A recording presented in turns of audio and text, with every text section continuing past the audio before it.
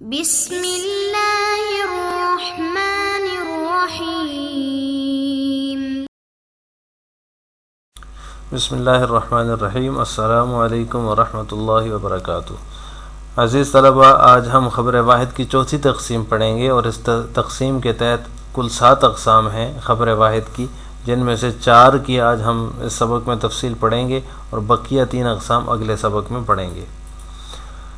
سقوط اور عدم سقوط راوی کے اعتبار سے خبر واحد کی 7 اقسام بنتی ہیں۔ ان 7 اقسام میں سے جو پہلی قسم ہے اس کا نام متصل ہے۔ وہ حدیث جس کی سند میں راوی پورے کے پورے مذکور ہوں، یعنی شروع سے لے کر آخر تک کوئی راوی اس میں سے ساقط نہ ہو، تو وہ حدیث متصل کہلاتی ہے۔ پھر اس کی 2 قسمیں ہیں، حدیث متصل مرفوع اور حدیث متصل موقوف۔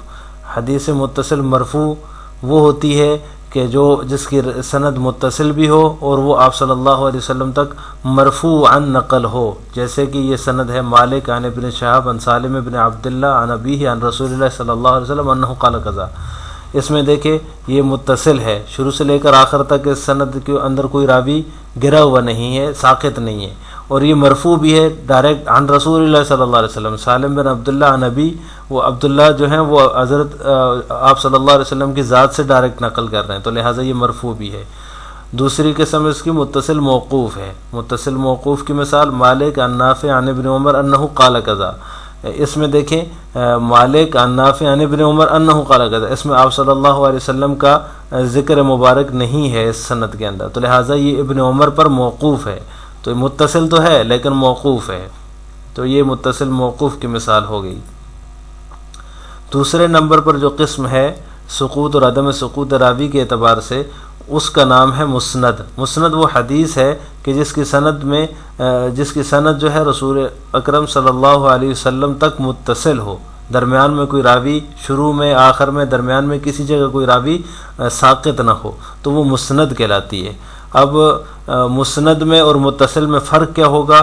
مسند حدیث مرفوع ہوتی ہے، وہ موقوف نہیں ہو سکتی، اور متصل جو ہوتی ہے وہ موقوف بھی ہوتی ہے، جیسے کہ ہم نے ابھی ایک مثال پڑھی مالک عن نافع عن ابن عمر انہ قال کذا، کہ یہ جو سند ہے یہ ابن عمر پر موقوف ہے، متصل تو ہے لیکن موقوف ہے، تو یہ حدیث مسند نہیں کہلائے گی، یہ متصل کہلائے گی۔ تو حدیث مسند یہ ہوئی کہ جس میں سند رسول اللہ صلی اللہ علیہ وسلم تک متصل ہو، مرفوع روایت کو متصل کہا جاتا ہے۔ جیسے کہ مثال حدثنا عبداللہ بن یوسف عن مالک عن ابی الزناد عن الاعرج عن ابی ہریرہ رضی اللہ تعالی عنہ قال ان رسول اللہ صلی اللہ علیہ وسلم قال اذا شرب الكلب في اناء احدكم فليغسله 7۔ اب یہ بخاری کی مشہور روایت ہے، معروف سند ہے، اور یہ بالکل مرفوع ہے، یعنی آپ صلی اللہ علیہ وسلم کی ذات تک جو ہے اس کے اندر کوئی راوی ساقط نہیں ہے۔ جیسے کہ عن ابی ہریرہ قال ان رسول اللہ، یہ حضرت ابو ہریرہ جو ہے وہ ڈائریکٹ آپ صلی اللہ علیہ وسلم کی ذات مبارکہ سے نقل فرما رہے ہیں، تو لہٰذا یہ حدیث مسند کہلائے گی، اور اس کی سند بھی متصل ہے۔ ابو ہریرہ رضی اللہ تعالیٰ عنہ سے پہلے کوئی راوی بھی ساقط نہیں ہے، سب کے سب مذکور ہیں۔ اس کے بعد تیسری قسم ہے منقطع۔ حدیث منقطع وہ حدیث ہے جس کی سند متصل نہ ہو، بلکہ کہیں نہ کہیں سے راوی گرا ہوا ہو، شروع سے آخر سے درمیان سے کہیں سے کوئی راوی ساقط ہو، تو وہ حدیث منقطع کہلاتی ہے۔ اس کی مثال جیسے عبدالرزاق کی روایت ہے جو انہوں نے سفیان ثوری رحمہ اللہ سے نقل کی ہے۔ اب یہ روایت اس میں ان کا عن عبدالرزاق عن سفیان ثوری عن ابی اسحاق عن زید بن یسع عن حذیفہ مرفوعا ان ولیتموها ابا بکر فقوی امین۔ اب یہ جو روایت ہے کہ اگر تم حضرت ابوبکر رضی اللہ تعالیٰ عنہ کو خلیفہ بناتے ہو تو وہ بڑے مضبوط اور امانت دار ہیں، تو یہ جو روایت ہے یہ منقطع ہے۔ اس کی وجہ یہ ہے کہ سفیان ثوری اور ابو اسحاق کے درمیان کا ایک راوی جو ہے وہ گرا ہوا ہے۔ اس میں دوسری روایات سے اس کا پتہ چلا کہ اس میں ایک راوی مذکور نہیں ہے، دیگر اسناد سے پتہ چلا۔ عبدالرزاق نے جو ہے وہ عن ابی اسحاق جو ہے وہ ڈائریکٹ نقل کر دی، سفیان عن ابی اسحاق، لہٰذا جو ہے اس میں ایک راوی گرا ہوا ہے، ساقط ہے، تو لہٰذا یہ منقطع کہلائے گی۔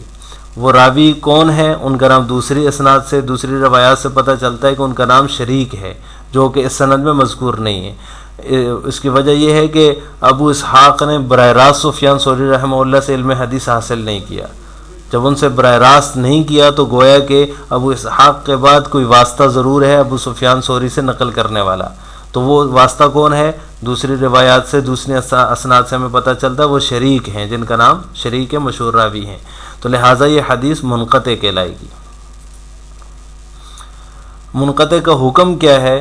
تو فرماتے ہیں کہ منقطع کا حکم کیونکہ اس میں راوی مذکور نہیں ہوتا، راوی ساقط ہوتا ہے، جب تک اس کا حال معلوم نہیں ہے کہ وہ کون ہے تو وہ بالاتفاق ضعیف قرار پاتی ہے۔ یعنی ایسی حدیث جس کا راوی مذکور نہ ہو، گرا ہوا ہو، ساقط ہو، تو وہ منقطع کہلائے گی۔ اور منقطع حدیث کا حکم یہ ہوگا جب تک اس غیر مذکور راوی کی حالت ہمیں معلوم نہ ہو جائے، دیگر روایات سے، دیگر حالات سے، تاریخ وغیرہ سے ہمیں پتہ نہ چل جائے، تب تک اس کو حدیث منقطع کو ہم ضعیف ہی قرار دیں گے۔ اور ضعیف حدیث پیچھے ہم نے پڑھا کہ عقائد میں تو چل جاتی ہے، لیکن عقائد میں نہیں چلتی، لیکن جو ہے وہ اعمال کے اندر، فضائل کے اندر چل جاتی ہے۔ تو لہٰذا جو ہے حدیث منقطع کا حکم یہ ہے کہ اس راوی کا حال معلوم نہ ہو جب تک، تو وہ ضعیف ہوگی۔ ہاں اگر حال اس کا معلوم ہو جائے، پتہ چل جائے کہ وہ راوی کون ہے، کس درجے کا راوی ہے، اگر وہ ثقہ ہے تو پھر وہ بالاتفاق مقبول قرار پائے گی، وہ منقطع سے نکل آئے گی، اس کو منقطع نہیں کہیں گے۔ اس کے بعد چوتھے نمبر پر ہے معلق، وہ حدیث جس کی سند کے شروع سے ایک راوی یا ایک سے زائد مذکور نہ ہو، یعنی حدیث کی جو سند ہے، سند کے شروع سے ہی کچھ راوی جو ہے وہ ساقط ہوں، گرے ہوئے ہوں، ایک ہو یا ایک سے زائد ہو۔ مختلف صورتیں ہو سکتی ہیں، اس کی پوری سند ہی مذکور نہیں ہے، ڈائریکٹ جو ہے وہ آپ صلی اللہ علیہ وسلم کی ذات سے کوئی نقل کر رہا ہے، جیسے قال رسول اللہ صلی اللہ علیہ وسلم قضا، آپ صلی اللہ علیہ وسلم نے یہ فرمایا، تو پوری سند ہی مذکور نہیں ہے۔ اور دوسری صورت یہ صرف صحابی یا تابعی کا نام ذکر کیا جائے، باقی تمام راویوں کے نام مذکور نہ ہو، یعنی عن ابن عمر عن رسول اللہ صلی اللہ علیہ وسلم، مثال کے طور پر یہ سند ہے، اس میں ابن عمر کا ذکر ہے، لیکن اس سے جو نیچے کے راوی ہیں، جو تابعین، تبع تابعین، اس کے بعد کے جو روات ہیں، ان میں سے کسی کا ذکر نہیں ہے، ڈائریکٹ ابن عمر رضی اللہ تعالیٰ عنہ سے روایت نقل کی جا رہی ہے۔ تیسری صورت یہ ہے کہ اصل بیان کرنے والوں کو چھوڑ کر اس سے اوپر کے کسی راوی کا ذکر موجود ہوتا ہے، یعنی جو اصل راوی ہے اس روایت کا، اس کو چھوڑ کر اس سے اوپر کا کوئی راوی جو ہے وہاں سے شروع کر لی جائے سند، تو یہ بھی معلق کی صورت ہے۔ یہ سب صورتیں معلق ہی کہلاتی ہیں، اس طرح کی روایات جو ہے احادیث معلقہ ہوتی ہیں۔ اب اس کی مثال دیکھ لیں، جیسے کہ بخاری ہی کی روایت ہے جو انہوں نے باب ما یذکر فی الفخذ کے تحت ذکر کی ہے، وقال ابو موسیٰ غط النبی صلی اللہ علیہ وسلم رکبتہ حین دخل عثمان۔ ابو موسیٰ اشعری رضی اللہ تعالیٰ عنہ فرماتے ہیں کہ آپ صلی اللہ علیہ وسلم نے اپنے گھٹنوں کو ڈھانک لیا جب عثمان رضی اللہ تعالیٰ عنہ داخل ہوئے۔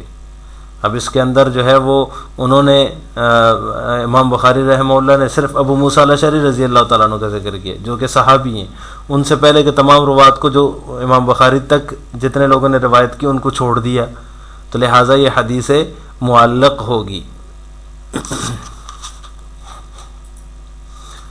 اس کا حکم کیا ہے؟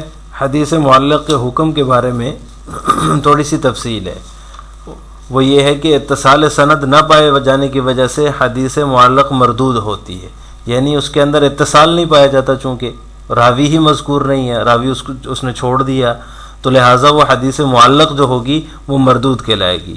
ہاں اگر وہ جو غیر مذکور راوی ہے اس کی حالت کا معلوم ہو جائے، چاہے وہ کسی بھی طریقے سے ہو، تحقیق سے معلوم ہو یا کسی قرینے سے معلوم ہو، تو وہ حدیث معلق پھر مقبول کہلاتی ہے۔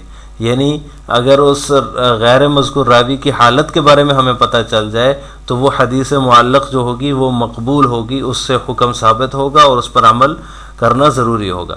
اب کیا قرینہ، تحقیق تو ٹھیک ہے سمجھ میں آتا ہے، لیکن قرینے سے کیا مطلب ہے؟ قرینہ یہ ہے کہ کسی ایسی کتاب میں مذکور جس میں صحت کا اہتمام و انتظام کیا گیا ہو، جیسے بخاری و مسلم ہے، ان دو کتابوں کے اندر امام بخاری اور امام مسلم رحمہ اللہ نے صحیح احادیث جمع کرنے کا اہتمام کیا ہے اور التزام بھی کیا ہے، پورے اہتمام کے ساتھ انہوں نے صحیح احادیث کو جمع کیا ہے ان دو کتابوں کے اندر، اگرچہ بعض روایات ضعیف بھی ہیں، اس کمزور درجے کی بھی ہیں، لیکن ان کے حساب سے انہوں نے اپنے حساب سے جو ہے تمام کی تمام روایات کو، صحیح روایات کو جمع کرنے کی کوشش کی ہے۔ تو لہٰذا یہ جو روایت ابھی ہم نے پڑھی ہے جو بخاری کے باب ما یذکر فی الفخذ کے تحت ہے کہ آپ صلی اللہ علیہ وسلم نے گھٹنوں کو ڈھانپ لیا یا ڈھانک لیا جب عثمان داخل ہوئے، تو یہ والی حدیث جو ہے چونکہ بخاری میں مذکور ہے، امام بخاری نے اس کو نقل کیا ہے، تو لہٰذا یہ حدیث معلق ہونے کے باوجود مقبول قرار پائے گی۔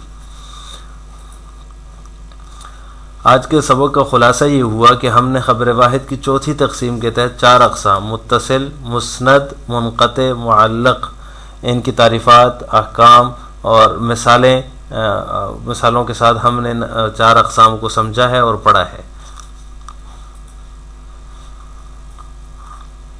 آخر میں آپ حضرات سے 2 سوال ہیں۔ ایک سوال تو یہ ہے کہ حدیث معلق کب مقبول قرار پاتی ہے، اس کا جواب آپ نے کمنٹ باکس میں دینا ہے، اور دوسرا سوال ہے حدیث مسند کی تعریف کیا ہے، حدیث مسند کسے کہتے ہیں، اس کی تعریف بھی آپ نے کمنٹ باکس میں بتانی ہے۔